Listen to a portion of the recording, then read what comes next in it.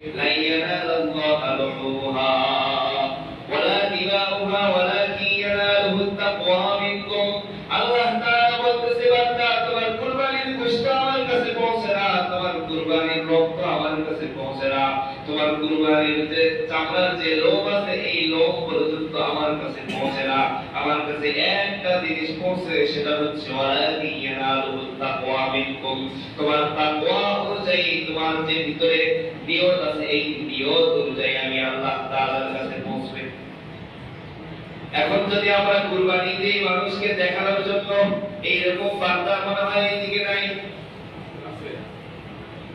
তারা চুপ করে আছেন, তারা কোন দিকে আছেন বলেন? তো এই জন্য আমি বলতেছি প্রিয় মুসলমান ভাই, মানুষকে দেখানোর জন্য কোনো কুরবানি হবে না। কুরবানি কবুল হওয়ার জন্য চারটা শর্ত আছে, সবাই বলেন কয়টা? কুরবানি আল্লাহ পর্যন্ত পৌঁছার জন্য চারটা শর্ত আছে।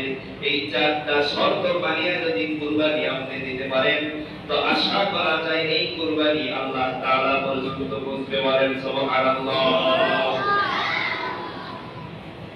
চারটা শর্তের মধ্যে থেকে এক নম্বর শর্ত, কুরবানি কবুল হওয়ার জন্য এক নম্বর শর্ত হচ্ছে,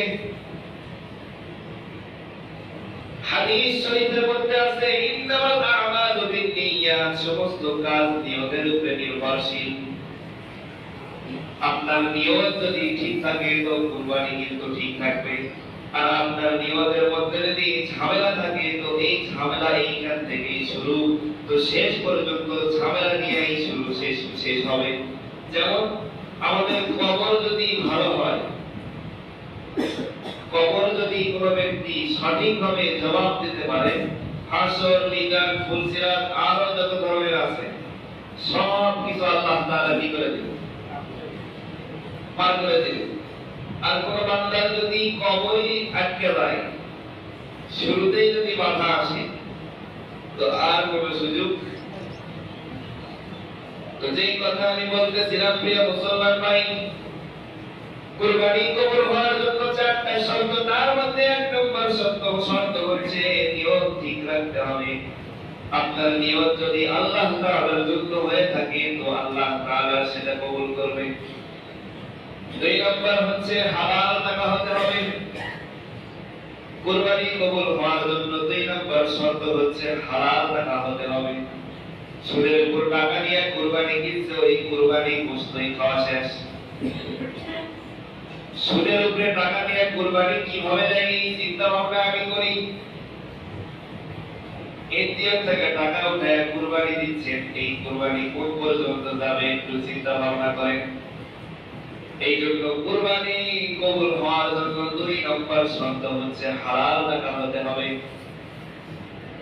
এখন আপনার কাছে টাকা নেই, টাকা জমাও নেই, এখন তার কাছে যাচ্ছে সুদের উপরে, আর হাওলাত দেওয়া মানুষ বাদ দিয়ে দিতে কেন ধরে? কথাও ঠিক থাকে, কথা কি থাকে না? আর যেই সুদের উপরে যায় তখন একটা কি থাকে, মাস গেলেই বাড়বে। মুরব্বী মাথা ঢোকাচ্ছে, ধারণা যায় কি? তো এই জন্য সুদের উপরে টাকা নিয়ে কোনো কুরবানি চলবে না। কুরবানি কবুল হওয়ার জন্য দুই নম্বর শর্ত হচ্ছে হালাল টাকা হইতে হবে, হালাল মাল হতে হবে। আল্লাহর রাসূল সাল্লাল্লাহু আলাইহি ওয়াসাল্লাম হাদিস শরীফের মধ্যে বলছে যে ও আমার উম্মত, তোমরা যখন দুনিয়ার জিন্দেগিতে কুরবানি কেনার জন্য যখন তোমরা বাজারে যাইবা, বাজারে যখন কুরবানি কেনার জন্য যাইবা তো তোমরা দেখে শুনে কুরবানি কিনবা। শিং দেখবেন, চক্ষু দেখবেন, কান দেখবেন, নাক দেখবেন, বডি দেখবেন, সব কিছু দেখবেন। একটা জিনিস আল্লাহর জন্য আপনি দিবেন, সেই জিনিসটা যেন সুন্দর হয়। কি হয় বলেন? আল্লাহর জন্য যে জিনিসটা আপনি কুরবানি করবেন সেই জিনিসটা সুন্দর হওয়া লাগবে না, লাগবে না বলেন? খালি জিনিসটা আপনি সুন্দর কিনলেন কিন্তু অন্তরের মধ্যে সৌন্দর্যতা নাই, তো ওই কুরবানি আল্লাহ পর্যন্ত পৌঁছবে না। এই জন্য কুরবানি কবুল হওয়ার জন্য এক নম্বর শর্ত হচ্ছে নিয়তকে ঠিক রাখতে হবে, আর দুই নম্বর হচ্ছে হালাল টাকা হালাল উপার্জন হতে হবে। আপনার দেহের মধ্যে যদি এক টাকা হারাম ঢোকান, ওই হারাম টাকা থেকে যে রক্ত হবে সেই রক্তটা কি হালাল হবে নাকি? এক টাকার মাল আপনি অন্তরের ভিতরে ঢুকাইছেন, পেটের ভিতরে ঢুকাইছেন, এক টাকা হারাম, ওই হারাম খাবার থেকে যে রক্ত হবে সেই রক্তটা হারাম হবে। ওই রক্ত থেকে যে গোশত হবে ওই গোশতটা হারাম হবে। ওই গোশত থেকে যে হাড্ডি হবে সেই হাড্ডিটা পর্যন্ত হালাল হবে। ওই রক্ত থেকে যে বীর্য হবে সেই বীর্যটা পর্যন্ত হারাম হবে। আর ওই বীর্য থেকে যে সন্তান হবে সেই সন্তান পর্যন্ত তখন হওয়ার সাথে সাথে বেলাইনে চলে যাবে। কারণ ঝামেলা কি বললাম, শুরুতেই কি ঝামেলা, শুরুতেই ঝামেলা। এখন ঝামেলা হয়ে আস্তে আস্তে আস্তে আস্তে ওই পেট থেকে কি আপনার বলি বাড়াবে? তো এই জন্য প্রিয় মুসলমান ভাই, কুরবানি কবুল হওয়ার জন্য দুই নম্বর শর্ত হচ্ছে হালাল টাকা হতে হবে। আল্লাহ রাসূল সাল্লাল্লাহু আলাইহি ওয়াসাল্লামকে আল্লাহ তাআলা সূরাতুত তাওবা 10 নম্বর পারা 7 নম্বর পৃষ্ঠার মাঝখানে বলছেন, ইয়া আইয়ুহার রাসূল কুলু মিনাত তাইয়্যিবাত। আল্লাহ রাসূলকে পর্যন্ত আদেশ করেছেন।